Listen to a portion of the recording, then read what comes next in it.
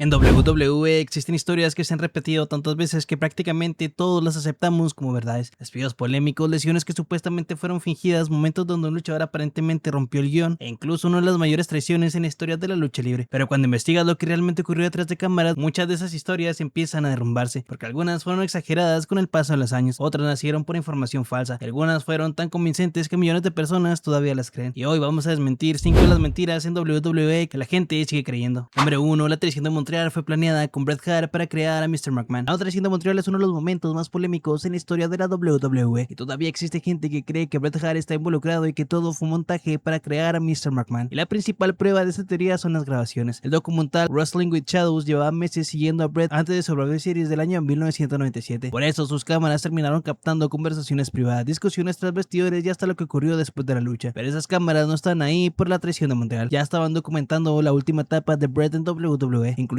sus problemas con Vince y su inminente salida hacia WCW. Y cuando Shawn Michaels aplicó el sharpshooter y sonó la campana sin que Bret se rindiera, su reacción fue inmediata. Escupió a Vince, golpeó objetos alrededor del ring y abandonó la arena furioso. Pero lo peor ocurrió cuando terminó el evento. Tras bastidores, Bret confrontó a Vince y terminó conectándole un golpe real en la cara. Hugh Hefner, que había participado en el engaño, salió rápidamente de la arena mientras varios luchadores cuestionaron a Vince por lo que acababa de suceder. Nada de eso era necesario si Bret estaba participando en un montaje. Entonces, ¿por qué tanta gente sigue creyendo que fue planeado? Porque la traición terminó creando accidentalmente uno de los personajes más importantes de WWE, Mr. McMahon. Vince pasó de ser un simple comentarista a convertirse en el villano corporativo perfecto, mientras Stone Cold Steve Austin se consolidaba como la máxima estrella de la empresa. Pero que algo haya tenido consecuencias increíbles no significa que esas consecuencias estuvieran planeadas desde el principio. La traición de Montreal no fue una historia perfectamente escrita para televisión, fue una traición real que WWE terminó aprovechando tiempo después. Número 2. Jeff Hardy fue despedido por abuso de sustancias en el año 2009. Todo el mundo cree que WWE despidió a Jeff Hardy por sus problemas con las sustancias, pero la realidad fue completamente diferente. En 2009 Jeff Hardy era el luchador más popular de la empresa junto a John Cena, pero su cuerpo ya no daba más. Tenía lesiones en la espalda, el cuello y una hernia discal, así que cuando terminó su contrato rechazó una renovación millonaria porque simplemente quería descansar. Y aquí es donde nació la mentira que millones siguen creyendo. WWE aprovechó su salida para convertirla en una historia. CM Punk lo derrotó en una lucha donde el perdedor debió abandonar la empresa, y después del combate Jeff incluso se despidió al público con un emotivo: esto no es un adiós para siempre, es solo un adiós por ahora. Todo fue planeado. Jeff no fue despedido ni echado por Vince McMahon. De hecho, ambas partes terminaron en muy buenos términos, pero 2 semanas después ocurrió algo que cambió la historia por completo. La policía registró la casa de Jeff Hardy y encontró cientos de pastillas, esteroides y residuos de otras sustancias. El caso explotó en todos los medios. Como el arresto ocurrió casi inmediatamente después de su salida de WWE, millones de personas asumieron que la empresa lo había despedido por el abuso de sustancias, cuando en realidad Jeff ya lleva semanas fuera porque su contrato había terminado. Y esa coincidencia fue suficiente para crear uno de los mayores mitos en la historia de la WWE. Meses después, en lugar de regresar a WWE, Jeff decidió firmar con TNA porque el calendario era mucho menos exigente y podía recuperarse físicamente. Pero esto no salió muy bien.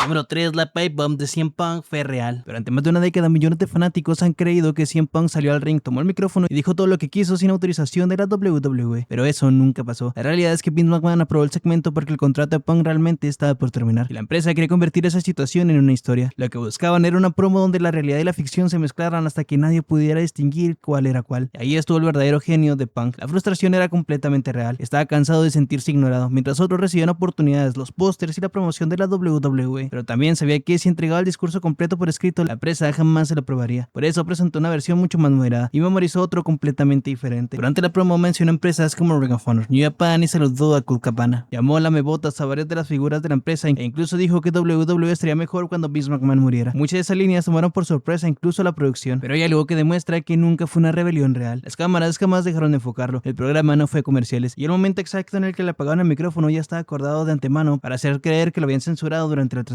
Cuando Punk regresó a backstage, no encontró ejecutivos furiosos. Encontró a Vince McMahon sonriendo, quien según el propio Punk simplemente dijo: huelo dinero. Y así nació una de las promos más famosas de la historia. No porque fuera completamente real, o porque Punk era dueño del show, sino porque logró que millones de personas lo creyeran como un acto de rebelión, cuando realmente estaba planeado desde el comienzo. ¿Pero tú qué opinas? Número 4. Eddie Guerrero falleció en el ring. Durante años, millones de fanáticos han repetido una historia que parece real, que Eddie Guerrero partió en pleno combate frente a las cámaras de WWE, pero la realidad es completamente diferente, porque el video que hizo creer este mito a millones de personas nunca fue su último día. Fue una historia inventada por la WWE. En 2004, Eddie Guerrero desapareció temporalmente de televisión después de su brutal combate contra JBL en Judgment Day, una lucha donde perdió una cantidad extrema de líquido vital. Para justificar su ausencia, WWE creó un segmento donde Eddie fingía sufrir un problema cardíaco durante una lucha de pareja bajas en SmackDown. Esto ocurrió el 20 de mayo del año 2004. El momento fue tan realista que muchos fanáticos pensaron que algo grave había ocurrido. Los médicos entraron al ring, la transmisión se cortó y durante años ese video fue compartido con un título falso sobre el destino final. Pero lo más triste es que la verdadera tragedia de Eddie ocurrió de una forma completamente distinta. El 13 de noviembre del año 2005, Eddie fue encontrado sin vida en la habitación de un hotel en Minneapolis, Minnesota. No había cámaras, no había público y no ocurrió durante una lucha. La autopsia determinó que falleció por una insuficiencia cardíaca causada por una enfermedad cardiovascular, algo muy similar ocurrido al segmento del año 2004. Entonces, ¿por qué tanta gente sigue creyendo esta mentira? Porque internet mezcló este segmento falso con el homenaje real que WWE realizó después de su partida, creando uno de los mayores efectos Mandela en la historia de la lucha libre.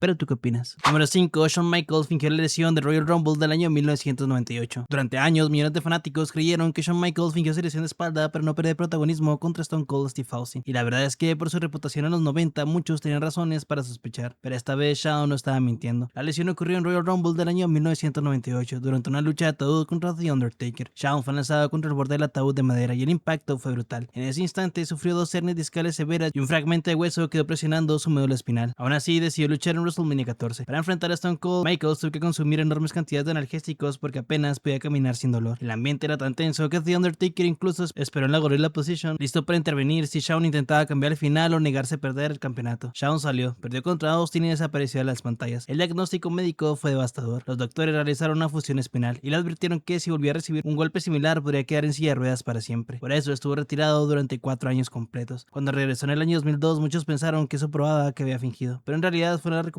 extraordinaria y acompañado de un cambio total en su estilo de lucha y su estilo de vida personal. Así que no, Shawn Michaels no fingió su lesión de 1998. Fue una lesión real, gravísima y estuvo a punto de terminar su carrera para siempre. Bono extra, Chris Benoit es inocente. Aunque las autoridades concluyeron que Chris Benoit fue el responsable de la tragedia del año 2007, todavía existen teorías que aseguran que alguien más estuvo detrás, y la principal prueba parece una coincidencia imposible. Horas antes de que las autoridades llegaran a la casa, alguien modificó la Wikipedia mencionando lo ocurrido con Nancy. La edición incluso provenía de Stamford, Connecticut, ciudad donde estaba la sede de WWE. Pero investigaron al responsable y no había ninguna relación con Benoit ni con la empresa. Había escrito aquello basándose en rumores sobre la ausencia del evento en Vengeance Night of Champions. Y cuando revisamos el resto de las pruebas, la teoría comienza a derrumbarse. No encontraron evidencia que demostrara la participación de terceros. Además, Benoit envió desde su propio teléfono varios mensajes a Chavo Guerrero y Scott Armstrong, repitiendo la dirección de su casa y explicando cómo podían entrar. También existían antecedentes preocupantes. Lance había solicitado el divorcio años antes, alegando comportamiento amenazante, y compañeros describieron posteriormente cambios en conducta, aislamiento y paranoia. Incluso se descubrió que Benoit le administraba hormona de crecimiento a su hijo Daniel, porque creía que tenía problemas de desarrollo. Esto se aplicó de manera clandestina, pues Benoit lo creía, pero no hubo un diagnóstico real. Después se descubriría que Daniel no tenía absolutamente nada, pero falta descubrir qué estaba ocurriendo con el propio Benoit. Su cerebro fue estudiado después de los hechos y encontraron un daño extremadamente severo relacionado con traumas repetidos y CTE. A esto se suman problemas relacionados con sustancias y medicamentos. Nada de esto lo vuelve inocente ni demuestra la existencia de otra persona. Como pudimos ver, el daño cerebral severo sumado a sus problemas personales y conductuales llevaron a este trágico desenlace del cual las pruebas lo señalan como el único responsable. Desafortunadamente no hay más.